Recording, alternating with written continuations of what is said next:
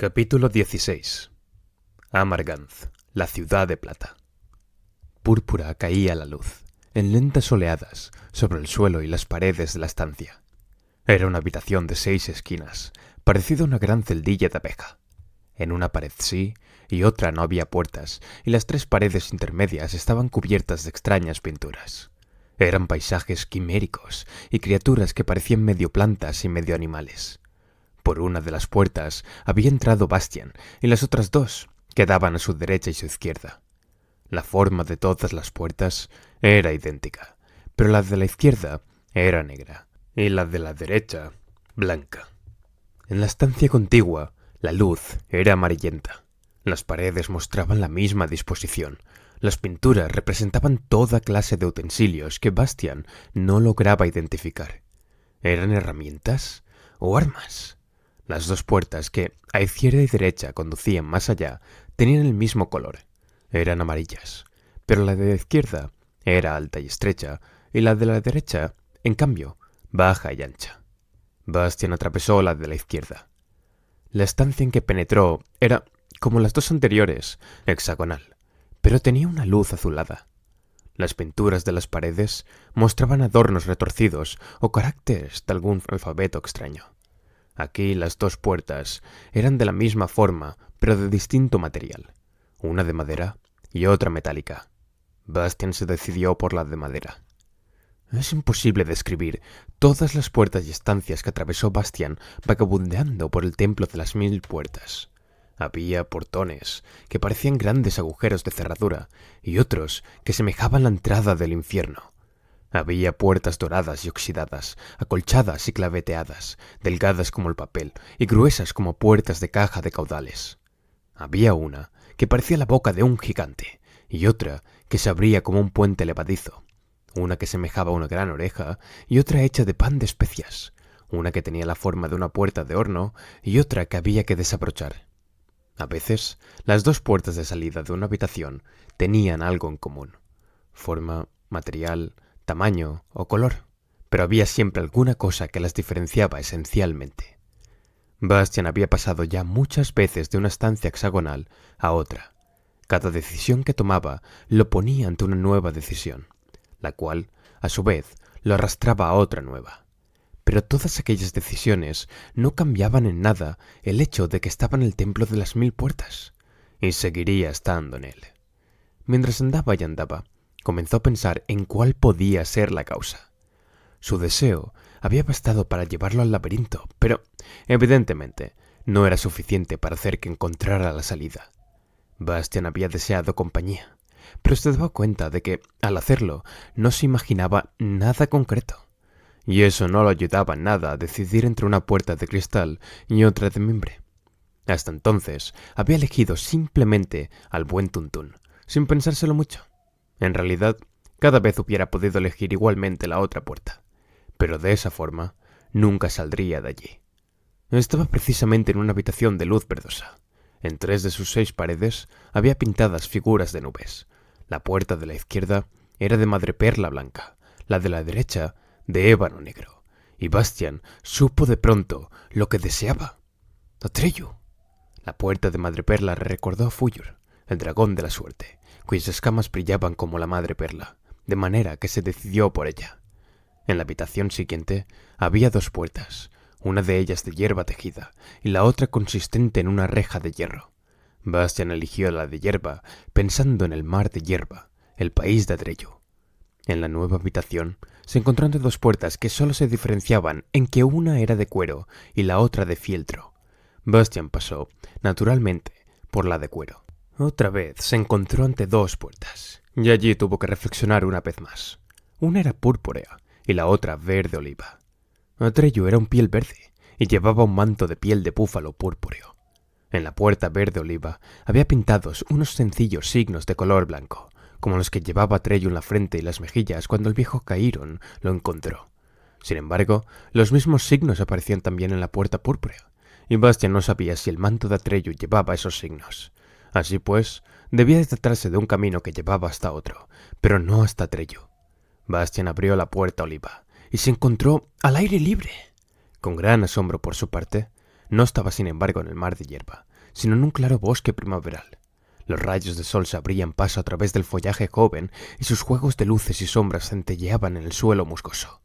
Olía a tierra y a setas, y el aire tibio estaba lleno de gorjeos de pájaros. Bastian se volvió y vio que acababa de salir de una pequeña capilla del bosque. En aquel momento, la puerta de la capilla había sido la de salida del templo de las 1000 puertas. Bastian la abrió otra vez, pero solo vio ante sí el interior estrecho y pequeño de la capilla.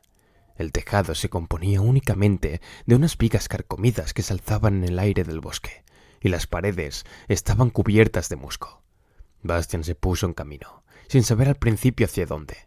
No dudaba de que, antes o después, se tropezaría con Atreyu, y se alegraba tremendamente pensando en ese encuentro. Le silbó a los pájaros, que le contestaron, y cantó, muy alto y loco de alegría, todo lo que le pasó por la cabeza. Después de andar un poco, vio en un claro a un grupo de personas acampadas. Al acercarse, se dio cuenta de que se trataba de muchos hombres con armas magníficas. También había entre ellos una hermosa dama, que se sentaba en la hierba y rasgueaba un laúd. Detrás había algunos caballos, ricamente ensillados y embridados.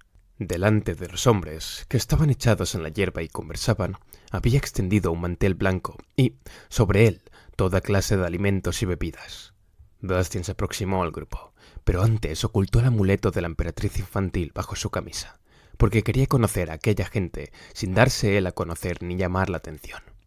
Cuando lo vieron llegar, los hombres se pusieron en pie y lo saludaron cortésmente, inclinándose. Evidentemente, lo tomaban por un príncipe oriental o algo parecido. También la hermosa dama inclinó sonriente la cabeza, pero siguió pulsando su instrumento. Uno de los hombres era especialmente alto e iba vestido de forma especialmente lujosa. Todavía era joven y tenía rubios los cabellos que le caían sobre los hombros. «Soy Hinrik, el héroe», dijo, «y esta dama es la princesa Oglamar, hija del rey de Lun. Estos hombres son mis amigos Hikrion, Hispelt y Hidorn. ¿Cuál es vuestra gracia, joven amigo?» «No puedo revelar mi nombre, todavía», respondió Bastian. «¿Un voto?», preguntó la princesa Oglamar con un poco de ironía. «¿Tan joven y ya con un voto?» «Sin duda venís de lejos», quiso saber Hinrik, el héroe. «Sí, de muy lejos», contestó Bastian. «¿Sois un príncipe?», preguntó la princesa, contemplándolo con agrado. «Eso no puedo decirlo», replicó Bastian. «Sea como fuere, sed bienvenido a nuestra mesa redonda», exclamó Hinrik, el héroe. «¿Nos concederéis el honor de sentaros con nosotros y compartir nuestro yantar, joven señor?» Bastian aceptó agradecido. Se sentó y se sirvió. Por la conversación de la dama y los 4 caballeros, supo que muy cerca estaba la grande y magnífica Amarganth, la ciudad de plata. Allí debía celebrarse una especie de torneo. Llegaban de cerca y de lejos los héroes más audaces, los mejores cazadores y los guerreros más valientes, pero también toda clase de aventureros y valentones para participar en los festejos. Solo a los 3 más valientes y mejores, que vencieran a todos los demás, se les concedería el honor de tomar parte en una especie de expedición de búsqueda. Se trataba de un viaje probablemente muy largo y arriesgado, cuyo objetivo era encontrar a determinado personaje que se hallaba en alguno de los innumerables países de fantasía y al que solo llamaban El Salvador. Su nombre no lo sabía nadie. No obstante, a él debía el reino de fantasía el existir otra vez o el seguir existiendo.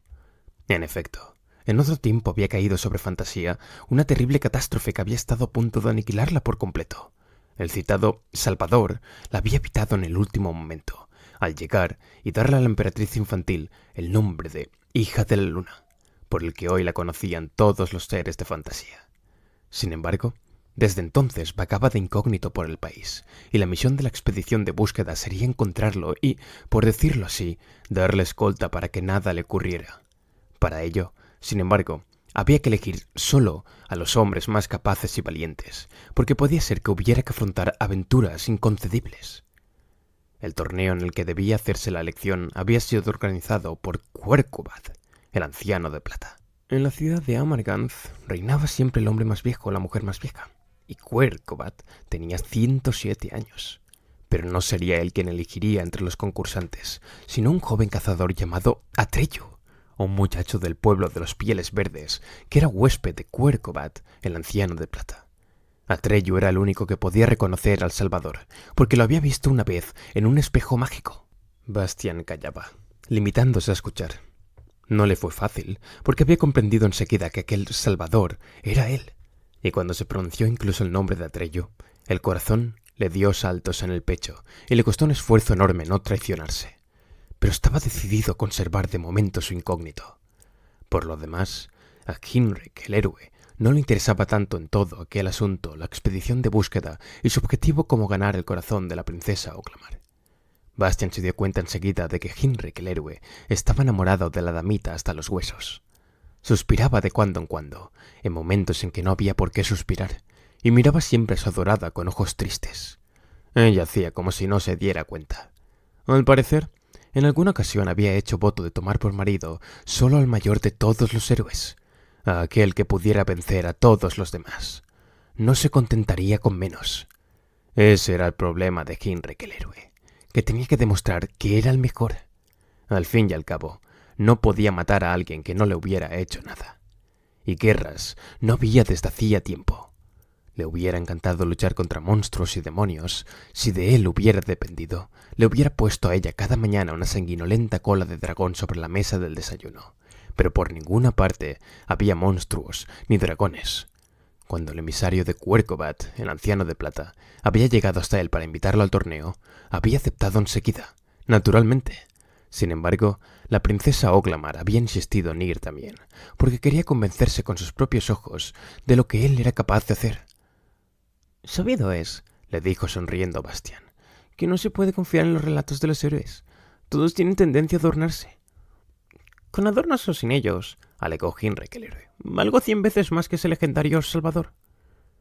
«¿Cómo lo sabéis?», preguntó Bastian. «Bueno», dijo Heinrich el héroe, «si ese tipo tuviera en los huesos la mitad del tuétano que yo, no necesitaría escolta que lo protegiera y cuidara como a un bebé. Ese Salvador me parece un individuo bastante flojucho». «¿Cómo podéis decir una cosa así?», exclamó Oghlamar escandalizada. «Han salvado fantasías de la catástrofe». «Y aunque sí fuera», contestó desdeñoso Heinrich el héroe, «por eso no fue necesario hacer nada especialmente heroico». Bastian decidió darle un pequeño escarmiento en la primera ocasión propicia. Los otros 3 caballeros habían encontrado casualmente en su viaje a la pareja y se habían unido a ella. Hicrion, que tenía un indómito bigote negro, opinaba que él era el brazo más fuerte y formidable de fantasía. Hisbult, que era pelirrojo y, en comparación con los otros, parecía delicado, estimaba que nadie era más hábil y diestro con la espada que él. Y Hidorn, por último, estaba convencido de que en la lucha no lo igualaba nadie en tenacidad y resistencia. Su aspecto confirmaba esta afirmación, porque era alto y delgado y parecía estar hecho solo de tendones y huesos. Al terminar la comida, se pusieron en camino. La vajilla, el mantel y las provisiones fueron guardados en las alforjas de una acémila. La princesa Oghlamar subió a su blanco palafrén y se puso en marcha, sin cuidarse de los demás. Heinrich el héroe saltó sobre su corcel negro como el carbón y galopó tras ella. Los otros 3 caballeros propusieron a Bastian que fuera sobre la acémila, entre las alforjas de provisiones. Bastian se subió. Los caballeros montaron asimismo en sus caballos magníficamente enjaezados, y todos se pusieron a trotar por el bosque, con Bastian en último lugar. La acémila, una vieja mula, se quedaba cada vez más atrás, y Bastian intentó espolearla. Pero en lugar de andar más aprisa, la mula se detuvo, volvió la cabeza y dijo: «No te esfuerces, señor, porque me he quedado atrás con toda intención». «¿Por qué?», preguntó Bastian. «Sé quién eres, señor». «¿Qué es lo que sabes?». «Cuando sé solo media burra y no burra entera, uno se da cuenta de las cosas. Hasta los caballos han notado algo. No necesitas decirme nada, señor. Me gustaría poder contarles a mis hijos y nietos que llevé al Salvador y fui la primera en saludarlo. Por desgracia, las de mi especie no tenemos hijos». «¿Cómo te llamas?», preguntó Bastian. «Yicha, señor». «Oye, Yicha, no lo estropees todo y guárdate para ti lo que sabes. ¿Lo harás?». «Con mucho gusto, señor». Y la mula se puso al trote para alcanzar a los otros. El grupo esperaba al borde del bosque. Todos contemplaban admirados la ciudad de Amarganth, que relucía ante ellos a la luz del sol. El lindero del bosque estaba en una altura y desde allí se disfrutaba de una amplia vista sobre un gran lago, de color casi violeta, rodeado por todos lados de colinas igualmente boscosas. Y en medio de aquel lago estaba Amarganth, la ciudad de plata. Todas sus casas estaban situadas sobre pequeñas embarcaciones, los grandes palacios sobre anchas gabarras, los pequeños sobre barcas y botes. Y cada casa y cada embarcación eran de plata, de una plata finamente cincelada y artísticamente decorada. Las puertas y ventanas de los palacios grandes y pequeños, las torrecillas y los balcones eran de filigrana de plata de una clase tan maravillosa que no tenía igual en toda fantasía. Por todo el lago se veían botes y barcas que llevaban visitantes a la ciudad desde las orillas. Hinrik, el héroe, y sus acompañantes se apresuraron a llegar a la playa, en donde aguardaba un transbordador de plata, de curvada proa. Toda la caravana, con caballos y acémilas, encontró sitio en él. Durante el viaje, Bastian supo por el barquero, quien, por cierto, llevaba un traje tejido de plata, que las aguas color violeta del lago eran tan saladas y amargas que, a la larga, nada podía resistir su poder destructor. Nada salvó la plata. El lago se llamaba Murgu, o Lago de las Lágrimas. En tiempos muy remotos, se había trasladado la ciudad de Amarganth al centro del lago para protegerla de invasiones, porque quien había intentado llegar hasta ella en barcos de madera o embarcaciones de hierro se había hundido y había perecido, ya que el agua descomponía en poco tiempo buque y tripulación. Pero ahora había otra razón para que Amarganth estuviera sobre el agua. En efecto, a sus habitantes les gustaba reagrupar de vez en cuando sus viviendas, formando nuevas calles y plazas. Cuando, por ejemplo, dos familias que vivían en extremos opuestos de la ciudad se hacían amigas o emparentaban porque sus miembros jóvenes contraían matrimonio, dejaban su lugar anterior y colocaban próximos sus barcos de plata, haciéndose vecinas. Dicho sea de paso, la plata era de una clase especial y tan única como la incomparable belleza de su trabajo. A Bastian le hubiera gustado oír más cosas aún, pero el transbordador había llegado a la ciudad y tuvo que bajar con sus compañeros de viaje. Ante todo, buscaron albergue, a fin de alojarse con sus caballerías. No fue muy fácil, porque Amarganth había sido tomada casi por asalto por los viajeros que llegaban, de cerca o de lejos, para el torneo. Pero finalmente encontraron sitio en una posada. Cuando Bastian llevaba la mula al establo, le cuchicheó al oído. «No te olvides de lo que me has prometido, Yicha. Hasta pronto». Yicha se limitó a sentir con la cabeza. Luego, Bastian dijo a sus compañeros de viaje que no quería seguir importunándolos e iba a visitar la ciudad por su cuenta. Les dio las gracias por su amabilidad y se despidió de ellos. En realidad, ardió en deseos de encontrar a Treyu. Las embarcaciones pequeñas estaban unidas entre sí por pasarelas, unas estrechas y frágiles, de forma que solo podía pasar por ellas una persona, y otras anchas y espléndidas como calles en las que se apretujaba la multitud. Había también puentes colgantes cubiertos y en los canales, entre los buques palacio, se movían cientos de canoas de plata. Sin embargo, a donde quiera que se fuera o en donde quiera que se estuviera, se sentía siempre bajo los pies un suave subir y bajar del suelo, que recordaba que la ciudad entera flotaba sobre el agua. La multitud de visitantes, de los que la ciudad parecía estar realmente rebosante, era tan multicolor y multiforme que haría falta un libro entero para describirla. Los amargancios eran fáciles de reconocer, porque llevaban todos trajes de tejido de plata, casi tan hermosos como el manto de Bastian. También sus cabellos eran plateados, y ellos eran altos y bien parecidos, y tenían los ojos de un color tan violeta como Murgu, el lago de las lágrimas. La mayoría de los forasteros no eran tan hermosos. Había gigantes, llenos de músculos, con cabecitas que, entre sus poderosos hombros, parecían pequeñas como manzanas. Circulaban por allí rufianes de la noche, sombríos y valentones, tipos solitarios, con los que se veía que era imposible hacer buenas migas. Había espadachines de ojos rápidos y rápidas manos, y furibundos guerreros que andaban con los brazos en jarras y echando humo por boca y narices. Daban vueltas por el lugar fanfarrones, como peonzas vivas, y sátiros trotaban de un lado a otro sobre sus piernas nudosas, con gruesas cachiporras al hombro. Una vez, Bastian vio incluso un comerrocas, cuyos dientes sobresalían como cinceles de acero. La pasarela de plata se curvó bajo su peso cuando el comerrocas cruzó pesadamente. Pero antes de que Bastian pudiera preguntarle si, por casualidad, se llamaba Björn Ragnar, se había perdido entre el gentío.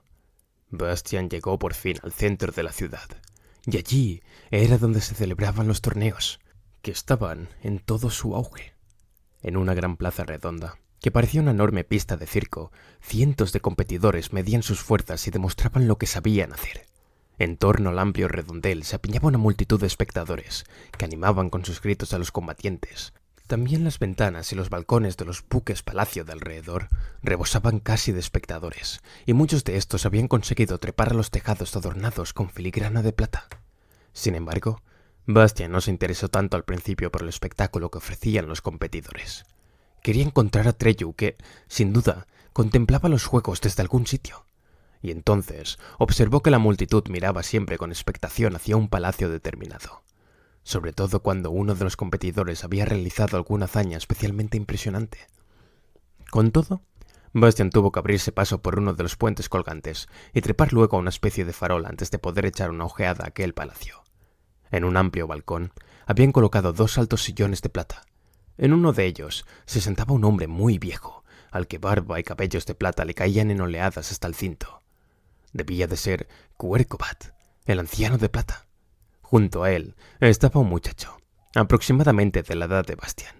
Llevaba pantalones largos de cuero blando y el torso desnudo, de forma que podía verse que su piel era de color verde oliva. La expresión de su rostro delgado era seria, casi adusta. Llevaba el pelo largo y negro azulado, recogido en una trenza en la nuca y atado con unas tiras de cuero. Le cubría los hombros un manto de color púrpura. Contemplaba serenamente y, sin embargo, con peculiar intensidad, el campo de batalla. Nada parecía escapar a sus ojos oscuros. ¡Atreyu! En aquel momento apareció en la abierta puerta del balcón que había detrás de Atreyu otro rostro muy grande, parecido al de un león, aunque en lugar de piel tenía escamas de madreperla blanca y le colgaban de la boca unas barbas largas, también blancas. Los ojos eran de color rubí y chispeaban, y cuando levantó la cabeza por encima de Atreyu, se vio que iba unida a un cuello largo, flexible e igualmente cubierto de escamas de madreperla, del que caía una melena como de fuego blanco. Era Fuyur, el dragón de la suerte. Pareció decirle algo a Atreyu, porque Atreyu asintió. Bastian bajó de la farola. Ya había visto bastante. Dedicó su atención a los competidores. En el fondo, no se trataba tanto de verdaderos y auténticos torneos como de una especie de representación circense en gran escala. Es verdad que, en aquel momento, se desarrollaba precisamente una lucha a brazo partido entre 2 gigantes, cuyos cuerpos se retorcían formando un solo nudo que rodaba de un lado a otro.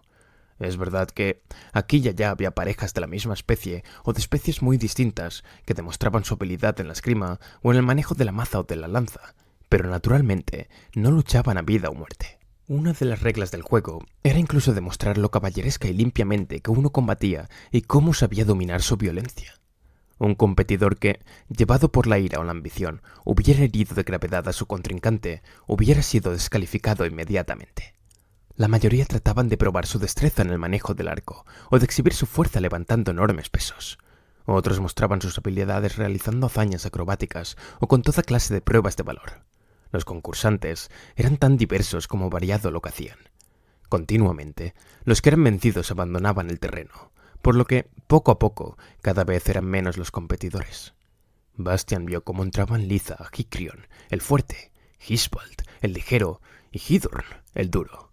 Hinrik el héroe y su adorada, la princesa Oglamar, no estaban con ellos. Quedaban aún sobre el terreno unos 100 competidores. Como se trataba ya de una selección de los mejores, a Hikrion, Hisbald y Hidorn no les fue tan fácil vencer a sus contrarios. Hizo falta toda la tarde para que Hikrion demostrase ser el más poderoso de los fuertes, Hisbald el más diestro de los ligeros y Hidorn el más resistente de los duros. El público los vitoreó, aplaudiendo entusiasmado, y los 3 se inclinaron mirando al balcón donde se sentaban Cuercobat, el anciano de plata, y Atreyu. Este se levantaba ya para decir algo, cuando de pronto entró en el palenque otro competidor. Era Hinrik. Se hizo un silencio expectante, y Atreyu volvió a sentarse. Como solo debían acompañarlo 3 hombres, ahora había uno de más. Uno de ellos tendría que quedarse. «Caballeros», dijo Hinrik con voz fuerte, de modo que todos pudieran oírlo. «No creo que la modesta exhibición de vuestras habilidades que acabáis de realizar pueda haber fatigado vuestras fuerzas. Con todo, no sería digno de mí, en esas circunstancias, retaros de uno en uno. Como hasta ahora no he visto entre todos los competidores ningún contrincante capaz de medirse conmigo, no he participado, y por consiguiente estoy fresco todavía. Si alguno de vosotros se siente demasiado agotado, puedo abandonar libremente. De todos modos, yo estaría dispuesto a competir con los 3 a la vez. ¿Tenéis alguna objeción? No, respondieron los 3 como un solo hombre. Y entonces se entabló un combate en el que saltaron chispas. Los golpes de Hicklyon no habían perdido nada de su violencia, pero Hinrek el héroe era más fuerte. Hishbal lo atacó por todos lados con la velocidad del relámpago, pero Hinrek el héroe era más rápido. Hidorn intentó fatigarlo, pero Hinrek el héroe era más resistente. El combate había durado apenas 10 minutos cuando los 3 caballeros estaban ya desarmados y doblaban la rodilla ante Hinrek el héroe. Él miró orgulloso a su alrededor, buscando evidentemente la admiración de su dama, quien, sin duda, estaba en algún lugar entre la multitud. El júbilo y los aplausos de los espectadores atronaron como un huracán la plaza. Probablemente pudieron oírse hasta en las más remotas orillas de Murgu, el lago de las lágrimas. Cuando se restableció la calma, Quirkobat, el anciano de plata, se puso en pie y preguntó en voz alta: ¿Hay alguien que se atreva aún a enfrentarse con Hinrek, el héroe? Sí, yo. Era Bastian. Todos los rostros se volvieron hacia él. La multitud le abrió paso y Bastian entró en la plaza. Se oyeron exclamaciones de asombro y despreocupación. ¡Qué guapo es! ¡Qué lástima! ¡No lo dejéis! ¿Quién eres?, preguntó Quirkobat, el anciano de plata. Mi nombre, respondió Bastian. Solo lo diré después. Vio que Atreyu entornaba los ojos y lo miraba inquisitivamente, pero lleno de incertidumbre aún. Joven amigo, dijo Hinrek el héroe, hemos comido y bebido juntos. ¿Por qué queréis que os abochorne? Os ruego que recojáis tu palabra y os vayáis. No, respondió Bastian. Lo que he dicho lo mantengo. Hinrek el héroe titubeó un momento. Luego propuso: No sería justo por mi parte medirme con vos en la lucha. Veamos primero cuál de los dos puede disparar una flecha a más altura. De acuerdo, contestó Bastian. Les trajeron a cada uno un arco fuerte y una flecha. Hinrek estiró la cuerda y disparó la saeta hacia el cielo, más alto de lo que los ojos podían seguir. Casi al mismo tiempo, Bastian tensó su arco y disparó su flecha detrás. Transcurrió un rato antes de que ambas flechas volvieran, cayendo al suelo entre los 2 arqueros. Y entonces se vio que la flecha de Bastian de plumas rojas debía de haber alcanzado en el punto más alto a la de Hinrek el héroe, de plumas azules y con tanta violencia que la había hendido por atrás. Hinrek miró las flechas encajadas una en otra. Se había puesto un poco pálido y únicamente en sus mejillas había 2 manchas rojas. Solo puede ser casualidad, murmuró. Veamos quién es más diestro con la espada. Pidió 2 espadas y 2 barajas. Se las trajeron. Barajó cuidadosamente las cartas. Lanzó una baraja al aire, desenvainó con la rapidez del rayo su espada y se tiró a fondo.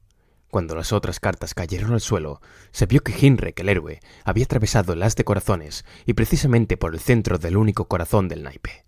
Otra vez miró Hinrek el héroe a su alrededor buscando a su dama, mientras levantaba la espada con la carta. Bastian arrojó al aire la otra baraja e hizo silbar su espada.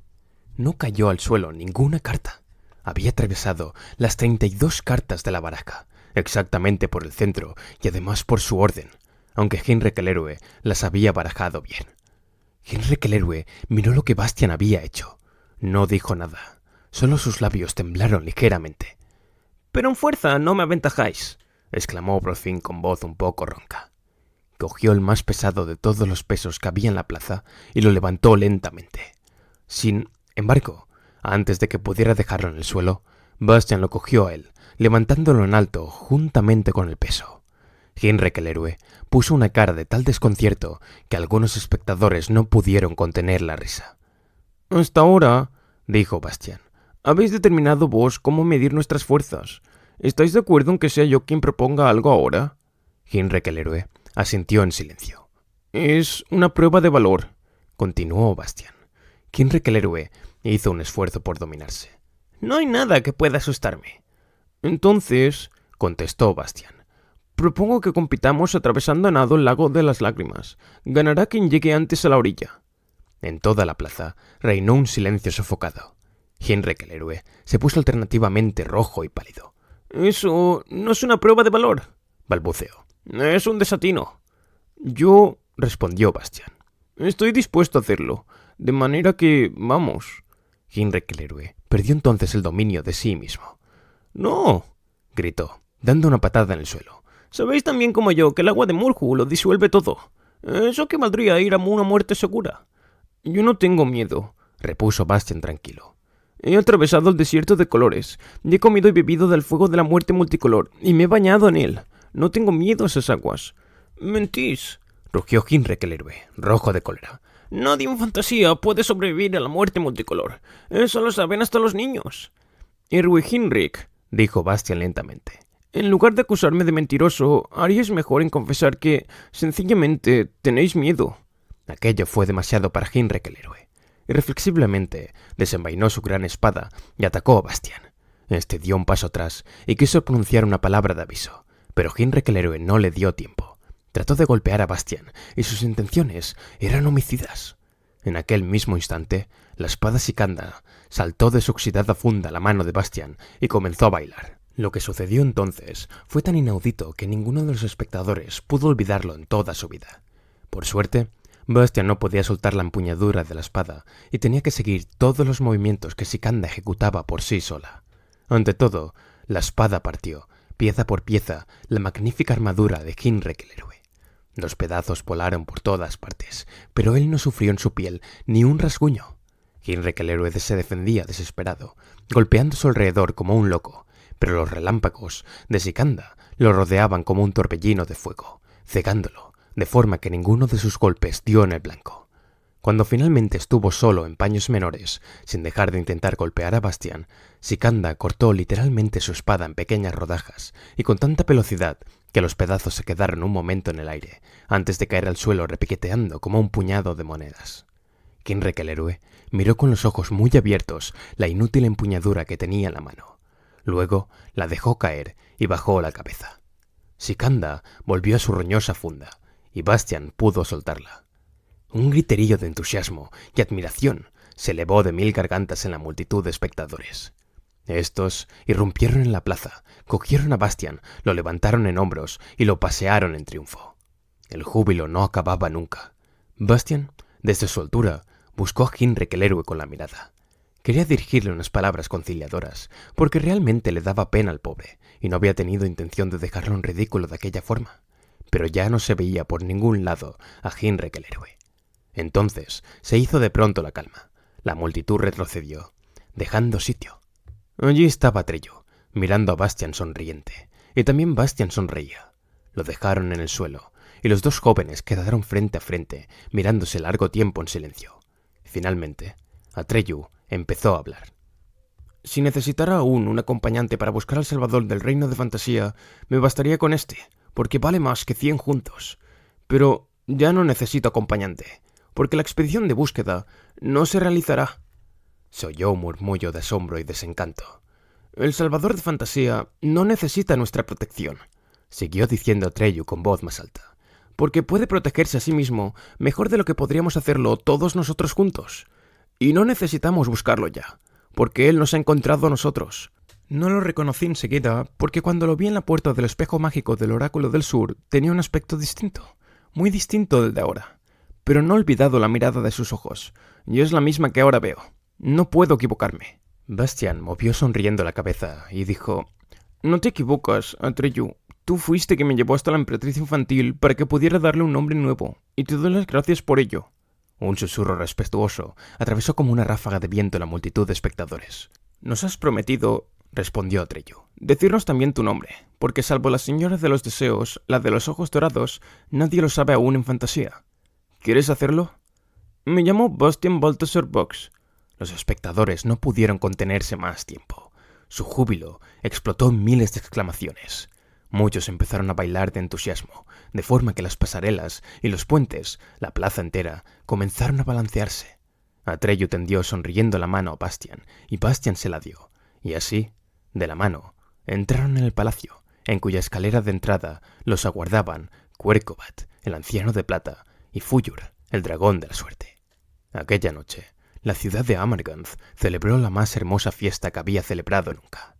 Todo el que tenía piernas, cortas o largas, torcidas o derechas, bailaba, y todo el que tenía voz, bonita o fea, profunda o alta, cantaba y reía. Cuando llegó la noche, los amargancios encendieron miles de luces de colores en sus barcos y palacios de plata, y a la medianoche se quemaron unos fuegos artificiales como nunca se habían visto, ni siquiera en fantasía.